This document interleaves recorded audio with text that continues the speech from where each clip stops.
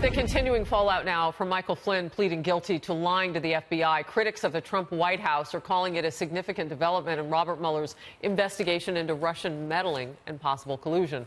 But our next guest says it's a show of weakness by Mueller. Alan Dershowitz is a Harvard Law professor emeritus and the author of Trumped Up and joins us via Skype.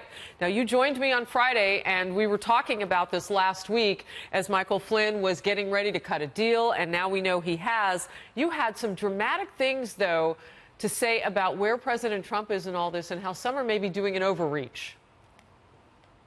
I think that's right. I think too many people are elevating hope over reality, people who want to see the president go down. But this is not a show of strength. If Flynn had very strong material against the president would have pardoned him.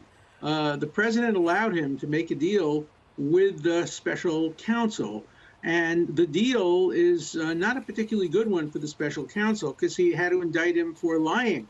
That makes him a worthless witness. Any criminal defense attorney can destroy him on the witness stand. Just say, this is a guy who's already admitted lying. He's doing this to save his son and himself. He's not only singing, he's composing. He's making up stories or exaggerating stories in order to give the prosecution what he wants. So I don't see this as a show of strength. The show of strength would have been indicting him for a conspiracy that included other people. But indicting him for lying to the FBI about something that wasn't itself a crime doesn't, to me, show that the prosecution at this point is on very strong ground.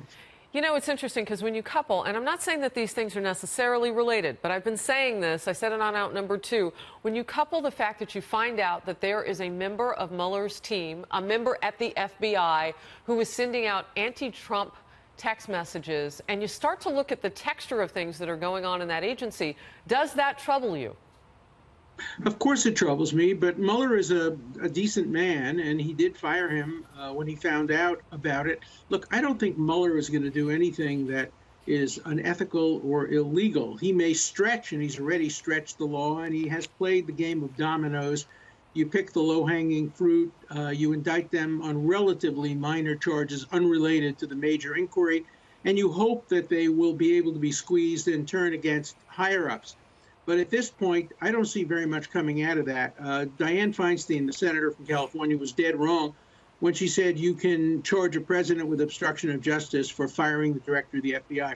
It's my view as a matter of constitutional law that you cannot charge the president with obstruction of justice if he only exercises his constitutional authority. And he clearly has constitutional authority to fire Mueller and even to tell the FBI what to investigate, what not to investigate. That's all within the authority of the president. The reason that Nixon got charged is because he went well beyond that, and he paid hush money to witnesses, he destroyed evidence, he told his people to lie to the FBI.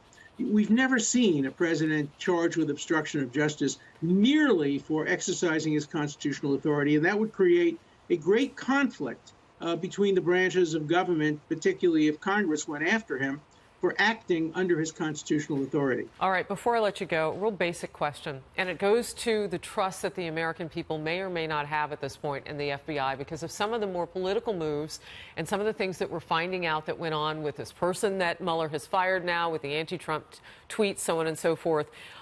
Is it time for the president to do something different with regard to Mueller? And if he made that decision, what would happen? I don't think it is. I think if you're innocent, Mueller is a good person to be conducting the investigation because he's less political and less partisan. He's very zealous, perhaps overzealous. I think it would be a terrible mistake for the president to, at this point, try to fire Mueller. He'd have to get the deputy attorney general to do it. He probably wouldn't do it. He'd then have to fire the deputy attorney general, and we'd be in Nixon land, the Saturday Night Massacre. I think he's much better off cooperating. I don't think he is vulnerable. What Flynn lied about was not a crime. He lied about trying to get the Russians. And so I think he should just continue to do what he's been doing. I want to make it clear that was my own question. Nobody is suggesting that. But when you look at just the texture of things that have gone on with the bias that's now being hinted at as he's had to fire the person over those anti-Trump tweets, and then now, as you put it, Mueller kind of stretching the law, but not going beyond and potentially having a very weak case at this point. Still no evidence of collusion. Go ahead, No, last I word. think he would. I think the president would only strengthen Mueller's hand if he tried to fire him. Remember, collusion is not a crime. It's only a conspiracy to commit a crime that becomes criminal, and there's just no evidence of that at this point in time. Alan Dershowitz, thank you very much for your expertise. We appreciate it. Thank you.